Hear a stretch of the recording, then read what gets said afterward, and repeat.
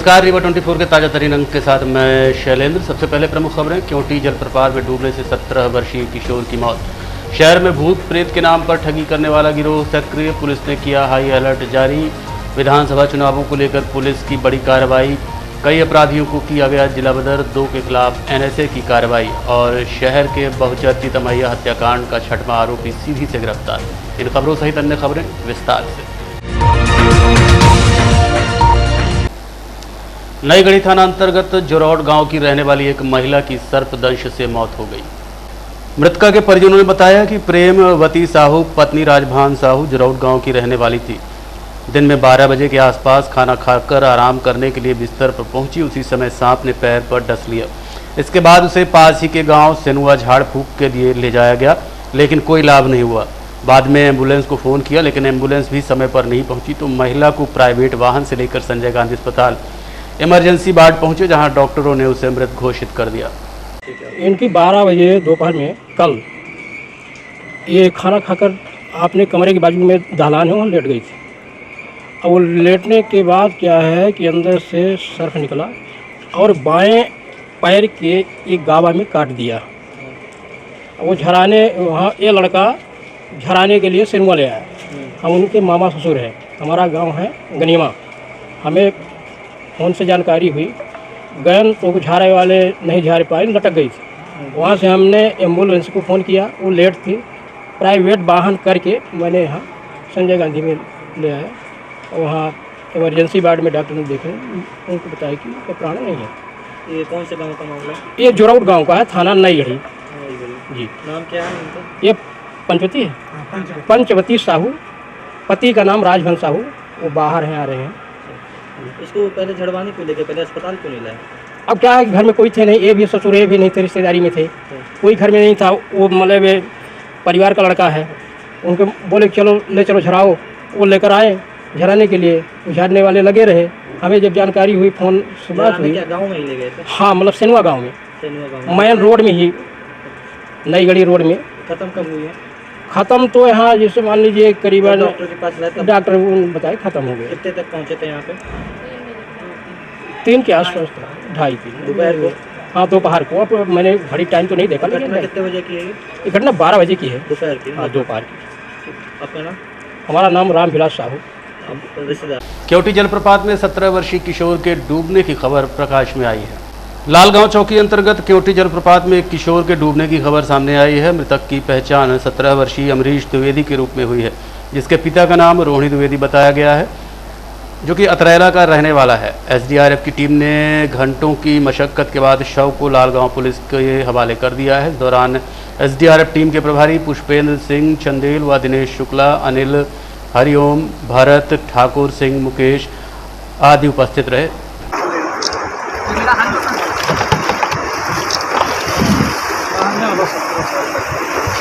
आराम से आना हो।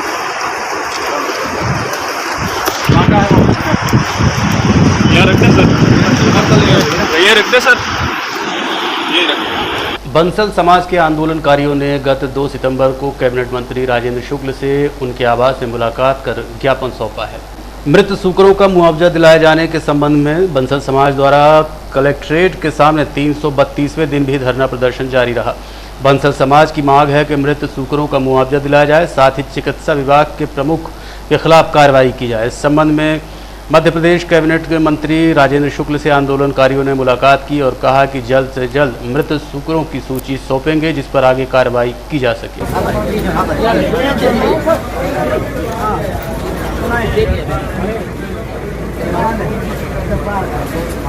बत्तीसवां दिन आंदोलन का है। आज हम लोग माननीय मंत्री राजेंद्र शुक्ल जी के यहाँ गए और उनको ज्ञापन सौंपा।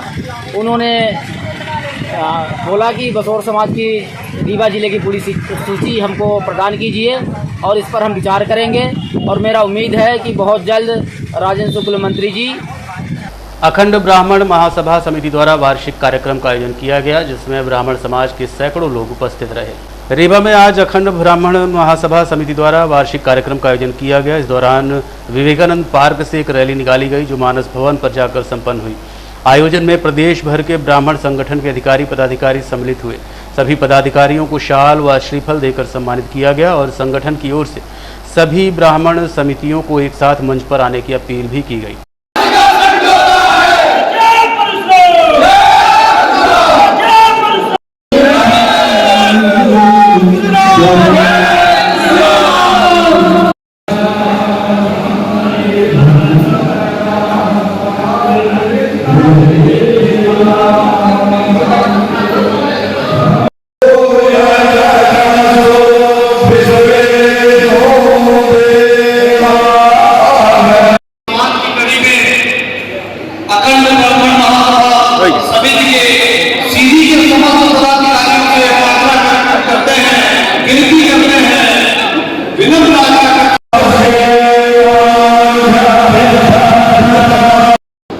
कार्य कर रही है और निरंतर आगे बढ़ रही है। हमारी संगठन एक राष्ट्रीय संगठन है और एक नई सोच के साथ, एक नई ऊर्जा के साथ इस देश के साथ हमारी संगठन काम कर रही है और ब्राह्मण समाज को पहले जो आज पिछड़ा हुआ है और सबसे कुचला हुआ है, उनको थोड़ा सा आगे करने की आवश्यकता है। श्रोतागणों को मेरा साधुवाद। मैं प्रदेश अध्यक्ष पंडित राकेश शर्मा अखंड ब्राह्मण महासभा से आप सभी लोगों का धन्यवाद करता हूं कि आज एक प्रदेश स्तरीय सम्मेलन में मेरे प्रदेश के सभी पदाधिकारी सम्मिलित हुए और सभी ने अपना 1 दिन 2 दिन का समय दिया। सभी ने तकलीफें सही, लेकिन इससे एक मैसेज आता है कि हमारे पदाधिकारी और हमारे संगठन के लोग ब्राह्मण समाज के लिए उत्सुक हैं, ब्राह्मण समाज के लिए कुछ करना चाहते हैं और वो एक क्रांति लेकर आ रहे हैं। आने वाले समय में आपको हमारे संगठन से, हमारे पदाधिकारियों से एक क्रांति की आग मिलेगी जो ब्राह्मण समाज के लिए, ब्राह्मण समाज में जिनके साथ शोषण हो रहा है, जिस तरह से ब्राह्मणों को आज की नीति में दबाया जा रहा है, जिस तरह से उनका हनन हो रहा है, इसके लिए हमारी सेना तैयार होगी, हमारा संगठन उसके लिए कार्य करेगा। और मैं एक बार पुनः धन्यवाद दूंगा इस विंध्य की धरती पे सभी पत्रकार बंधुओं को और उपस्थित सभी सम्मानीय लोग जो इस सभा में उपस्थित थे, जो आए और हमें अपना आशीर्वाद दिए, मार्गदर्शन दिए। साथ में मैं आचार्यों का भी अभिवादन करूंगा, उनका स्वागत करूंगा कि वो आए, श्लोक के स्रोत से उन्होंने पूरी सभा को एक सनातन धर्म का मैसेज दिया, जिसके आधार पे कैसा आयोजन था, क्या हमारी समिति गठित हुई अखंड ब्राह्मण महासमिति भारत। मध्य प्रदेश में जितने भी जिले में हमारे कार्यकर्ता, हमारी समितियाँ गठित हुई, उनका परिचय सम्मेलन हम रीवा की धरती पे किए, इसलिए आयोजित किया। और कहाँ कहाँ इस तरह का आयोजन? अभी फिलहाल तो यही है, इसके बाद जब होगा तो आपको बता देंगे। अभी ये प्रदेश स्तरीय था, जिला स्तरीय नहीं, तो सभी जिले से लोग आए मध्य प्रदेश से। इस वजह से हमने ये आयोजन किया कि सब यहाँ पे रीवा की धरती पर हो जाए और हमारे ब्राह्मण का उत्थान की स्थितियाँ जो बने उस पर सब कोई विचार करना। सबसे बदतर स्थिति हो रही है समाज में ब्राह्मणों की, उनका स्वाभिमान के साथ उनका स्तर बने, उस पर विचार विमर्श करना, उस पर क्रियान्वयन करना, उनका सहयोग करना, ये उद्देश्य हमारी समिति है। ब्राह्मण सुधार जब हम काम करेंगे तभी सभी समुदाय का विकास होगा, सभी समुदाय का हित होगा, ब्राह्मण मजबूत होगा, ब्राह्मण संपन्न होगा, ब्राह्मण संस्कारी होगा, तो समाज के सभी लोगों का अपने आप व्यवस्था बहुत ही समुचित व्यवस्था होगी। इसलिए हम अपने समाज को जागृत करना।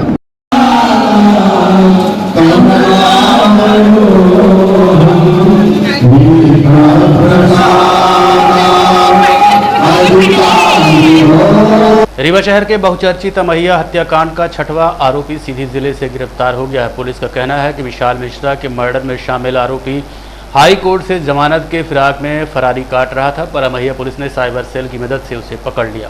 17 जुलाई रात 11:15 के आसपास सुमित सिंह परिहार के कहने पर 10 दोस्त एकत्रित हुए और कुछ साथियों के साथ धोखे से विशाल मिश्रा पुत्र उपेंद्र मिश्रा 20 वर्ष निवासी अमेलकी थाना गोविंदगढ़ हाल मुकाम बिछिया को बुलाया और झांसा देकर विशाल को सुमित परिहार के अमैया स्थित आवास पर ले गए, जहां पुरानी रंजिश के चलते मारपीट की, उसके बाद हत्या कर दी। अमैया पुलिस ने हत्या की FIR में सुमित सिंह परिहार को मुख्य आरोपी बनाया था।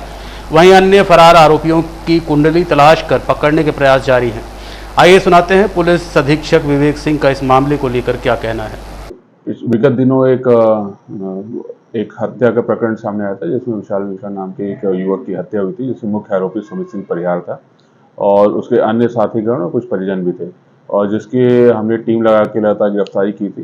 शुरुआत में हमारे करीब 5 आरोपी इसमें गिरफ्तार हुए थे और कुछ आरोपी फरार थे जिन पे 10-10 हज़ार के इनाम इसमें घोषित किया गया है। उसी कड़ी में एक अन्य आरोपी को कल गिरफ्तार करने में पुलिस को सफलता मिली। उसका नाम हर्षली है, उर्फ हर्षवर्धन सिंह है। इसको गिरफ्तार करके इससे पूछताछ करके और इसको अभी जेल दाखिल किया गया है। अन्य जो आरोपी अभी फरार चल रहे हैं उनके पीछे टीम लगाई गई है और कोशिश की जाएगी उनको भी जल्द से जल्द गिरफ्तार किया जाए। इसमें जो आरोपी पकड़ा गया इसका क्या रोल क्या था इसका? ये उसका साथी था और ये भी उस वक्त वहीं पे मौजूद था और इसने सुमित के साथ इस प्रकार से घटनाक्रम कारित किया है। कितने आरोपी थे सर इसमें 10 आरोपी इसमें पूरे बने थे। शासकीय आदर्श विज्ञान महाविद्यालय रीवा में इंडक्शन प्रोग्राम का आज समापन हुआ। शासकीय आदर्श विज्ञान महाविद्यालय में 1 व 2 सितंबर को बीएससी प्रथम वर्ष में प्रवेशित छात्र छात्राओं के लिए इंडक्शन कार्यक्रम का आयोजन किया गया था। 1 सितंबर को महाविद्यालय की प्राचार्य आरती सक्सेना द्वारा कार्यक्रम की औपचारिक शुरुआत की गई, जिसके बाद छात्रों को प्रोत्साहित करते हुए विचार व्यक्त किए। कार्यक्रम के दौरान पहले दिन Rishi Kumar Tiwari, doctor Ravindranath Tiwari, doctor Avinesh Kumar Dwivedi, doctor Vivek Sharma ने छात्रों के समक्ष अपने विचार प्रस्तुत किए। वहीं 2 सितंबर को डॉक्टर डीपी शुक्ला, डॉक्टर अभिलाषा श्रीवास्तव, डॉक्टर हबीब खान और डॉक्टर भातेंद्र मिश्र ने अपने अपने विचार प्रस्तुत किए। कार्यक्रम का आभार प्रदर्शन डॉक्टर आरती तिवारी द्वारा किया गया।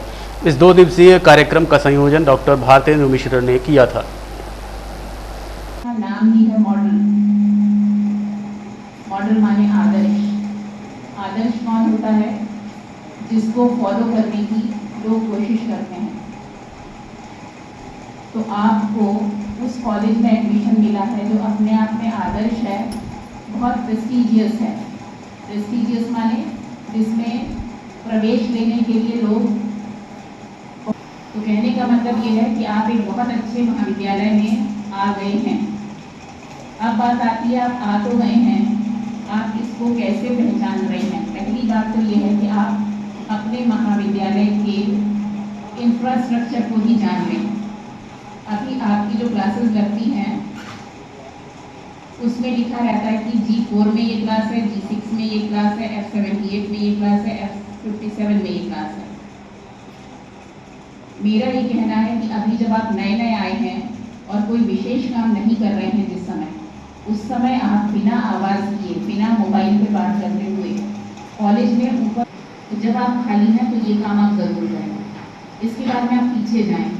हमारी एक बहुत ही ज़्यादा समृद्ध लाइब्रेरी है। रीवा जिले में पुलिस कप्तान विवेक सिंह ने चुनावी तैयारी शुरू कर दी है। यहां शहर से लेकर देहात तक 25 अपराधियों का जिला बदर कराया गया है। वहीं 2 बदमाशों के खिलाफ NSA लगा है। आपको बता दें कि इसी कड़ी में 2 बदमाशों के खिलाफ NSA लगा है। इसी तरह 2000 बदमाशों पर प्रतिबंधात्मक कार्रवाई प्रस्तावित है। आने वाले दिनों में 150 लोगों पर बाउंड ओवर होगा। पुलिस कप्तान विवेक सिंह ने बताया कि आगामी माह में विधानसभा चुनाव होने जा रहे हैं, जिसको लेकर जिले की कानून व्यवस्था को मजबूत बनाने के लिए ठोस कदम उठाए गए हैं। बीते माह 25 जिला बदर के प्रकरण बनाए गए थे। 2 शातिर बदमाशों के खिलाफ NSA लगाया गया। 2000 से ज़्यादा आरोपियों के खिलाफ प्रतिबंधात्मक कार्रवाई की गई है। उन्होंने कहा कि कई ऐसे अपराधी तत्व हैं जो शांति भंग करने की कोशिश कर रहे हैं, उनको तत्काल चिन्हित किया जा रहा है। आने वाले दिनों में 150 लोगों के खिलाफ कार्रवाई होगी। जहां भी विवाद की संभावना है वहां बाउंड ओवर कराएंगे।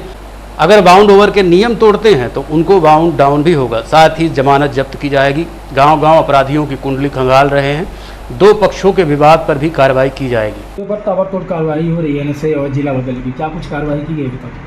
ये आगामी समय में विधानसभा चुनाव भी होने वाले हैं और साथ ही साथ जिले की कानून व्यवस्था को देखते हुए पिछले महीने पूरे जिले भर में करीब 25 जिला बदर प्रकरण बनाए गए हैं। इसके साथ साथ 2 NSA की कार्रवाई भी की गई है और 2000 से अधिक इसमें प्रतिबंधात्मक कार्रवाई भी की गई है। और जो भी ऐसे तत्व हैं जो कहीं शांति व्यवस्था में खलल पैदा कर सकते हैं, उनको लगातार चिन्हित किया जा रहा है, उनके खिलाफ इस तरह की कार्रवाई की जा रही है। ऐसे करीब हमने 100 से 150 लोगों को हमने चिन्हित कर रखा है, जिनके खिलाफ आगामी समय में और इस प्रकार से कड़ी कार्रवाई की जाएगी। और जो अन्य हैं या जहाँ पे विवाद की संभावना है, वहाँ पे भी प्रतिबंधात्मक कार्रवाई में बाउंड ओवर किया जाएगा और जो भी बाउंड ओवर का उल्लंघन करेगा उसको फिर बाउंड डाउन किया जाएगा और उसके खिलाफ जमात उसकी जब्त की जाएगी। सर, ऐसे और कितने आपराधिक संदिग्ध व्यक्ति हैं जिन पर कार्रवाई? अभी हमने करीब 150 लोग को इसमें चिन्हित कर रखा है। अन्य हैं जो जिनके खिलाफ इसी प्रकार से जिला बधाई देने से जैसा भी वो होगा कृत्य होंगे उस हिसाब से उसमें कार्रवाई की जाएगी। और बाकी अन्य कई सारे हैं जो हम प्रकरण निकाल रहे हैं तो उनके खिलाफ बाकी प्रतिबंधात्मक धाराओं में उनके खिलाफ भी कार्रवाई की जाएगी। सर कैसे व्यक्ति हैं, इन पर क्या आरोप है, कौन कौन से अपराध हैं? ये जो लगातार लड़ाई झगड़े करते हैं, शांति व्यवस्था में खलल डालते हैं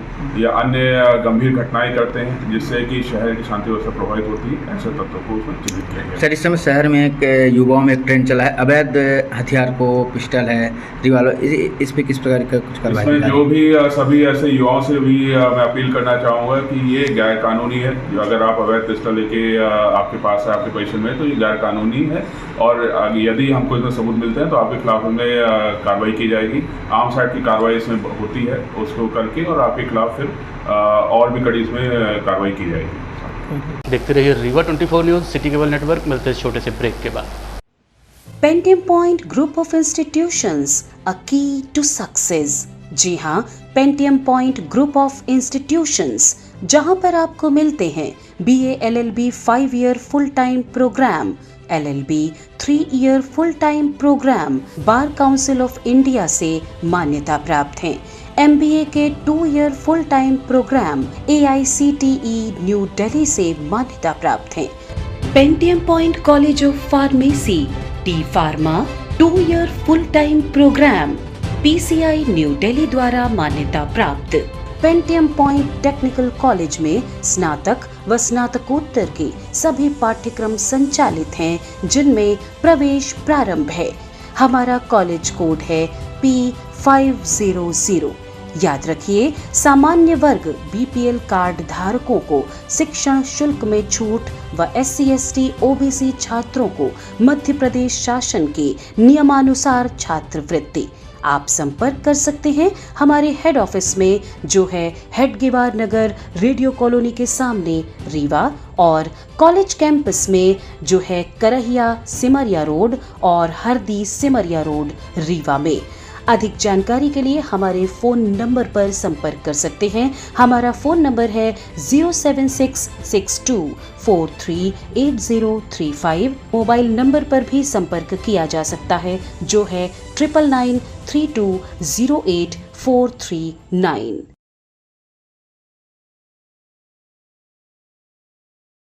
रीवा शहर में इन दिनों भूत प्रेत के नाम पर ठगी करने वाला एक गिरोह सक्रिय है जिसको लेकर पुलिस ने हाई अलर्ट जारी किया है। रीवा शहर वासियों को इन दिनों सावधान रहने की ज़रूरत है क्योंकि यहाँ मुख्य बाजार और चौक चौराहों में ठगों की गैंग घूम रही है जो भूत प्रेत व जन धन हानि का झांसा देते हैं। जब महिलाएं डर जाती हैं तब सोने चांदी के जेवरात उतरवा लेते हैं, फिर चकमा देकर फरार हो जाते हैं। इस तरह की वारदात 20 दिन के अंदर शहर के 4 जगहों पर घटित हुई है।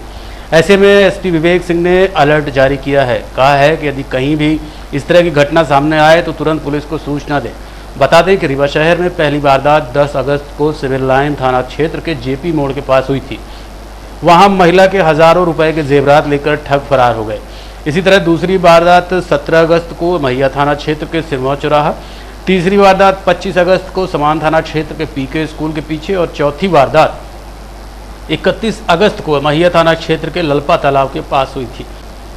इन मामलों में चोरी का प्रकरण कायम किया गया है। पुलिस आरोपियों को CCTV कैमरे की मदद से खोजने की कोशिश कर रही है।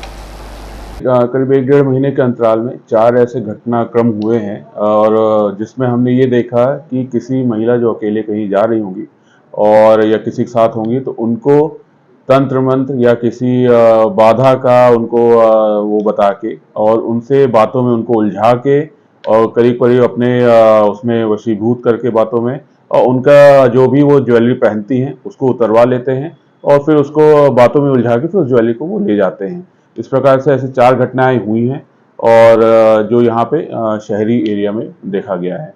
और इसमें सभी से अपील है कि किसी प्रकार से तंत्र मंत्र इस प्रकार के उसमें झांसे में ना आए और ये टारगेट कर रहे हैं ऐसे लोगों को जो इस तरह के उसमें फंस सकते हैं। तो किसी प्रकार से इस तरह के झांसे में ना आए और अपने उसको यूज़ करें जो IQ है कॉमन सेंस को कि कोई ऐसी बातों में भ्रमित करने की कोशिश करे तो उससे निकल के आएँ। और बाकी पुलिस अपने इसमें प्रयास में लगी है। कुछ फुटेज भी मिले हैं, अन्य उसमें जानकारियाँ मिली हैं जिसके आधार पर हम जल्द इनको गिरफ्तार करने की कोशिश करेंगे। आरोपी सब एक ही सभी एक ही आदमी है कि कुछ अलग अलग है? अभी जो पता चल रहा है कि हमें जो जानकारी मिली वो सभी एक ही ग्रुप इनका काम कर रहा है उसमें, और वो लगातार यहाँ से घटना करके फिर अन्य किसी जिले में जाके वो अपनी शरण ले रहे हैं इसमें। कैसे मतलब महिलाओं को भावुक करते होंगे? ये महिलाओं को ऐसे भावुक करते हैं कि किसी निकट परिजन को बता के कि आपके बेटे के ऊपर या आपके पति के ऊपर किसी चीज का साया है या उस पर कोई विपत्ति आने वाली है, आपको धातु नहीं पहनना है, आपको ये उतार के रखिए, इस पोटली में रखिए, इस प्रकार से वो चीजें बताते हैं।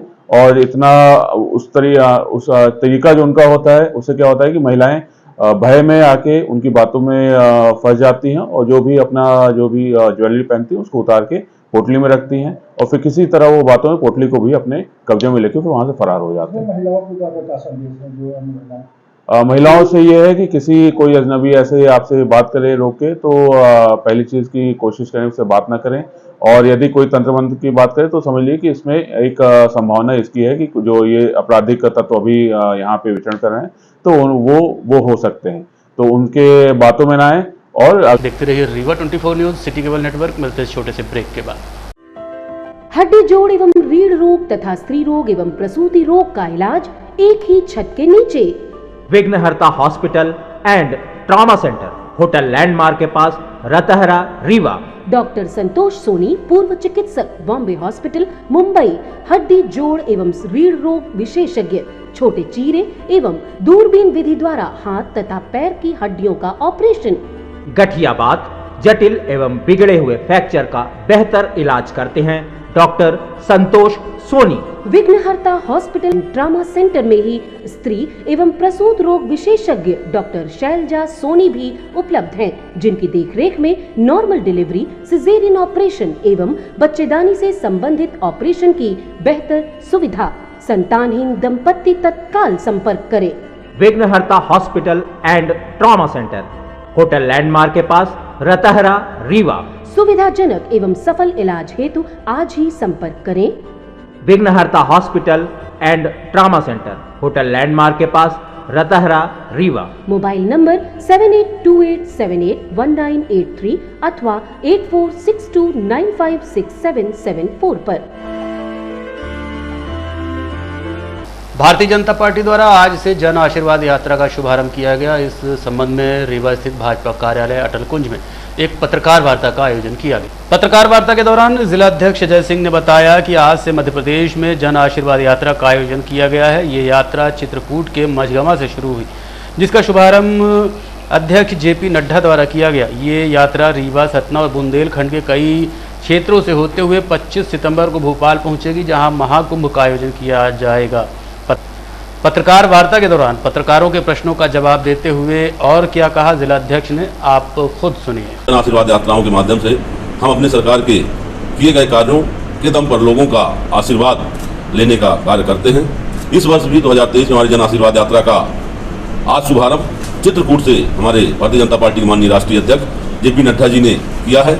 इस बार यात्रा के स्वरूप में थोड़ा सा परिवर्तन है। इस बार पूरे प्रदेश में हमारी 5 अलग अलग यात्राएं निकल रही हैं, जो सभी विधानसभाओं से होते हुए और 25 सितंबर को पंडित दीनदयाल उपाध्याय जी की जयंती पर भोपाल के अंदर आयोजित महाकुंभ में संपन्न होंगे। हमारे जो इस बिंद अंचल में रीवा और शहडोल और साथ ही कुछ हिस्सा हमारा बुंदेलखंड का है यात्रा क्रमांक 1, जिसका आज शुभारंभ विधानसभा चित्रकूट के मझगमा से माननीय राष्ट्रीय अध्यक्ष जेपी नड्डा जी के द्वारा किया गया है। रीवा जिले में यात्रा का प्रवेश 5 सितंबर को रात्रि होगा।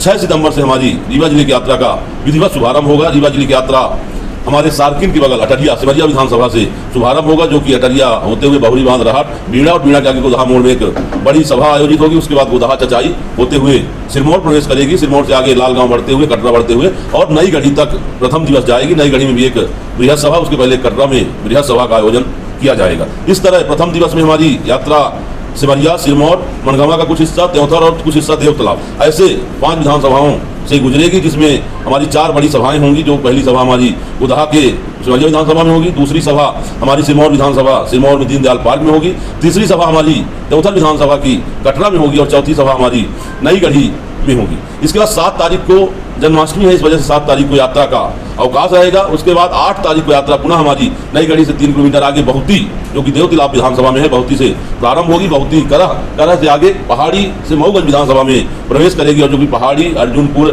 ढाबा गौतमान, ढाबा तिवरियान आगे होते हुए हनुमाना में एक बड़ी सभा का। आज के अंक में इतना ही। देखते रहिए रीवा 24 न्यूज़। नमस्कार।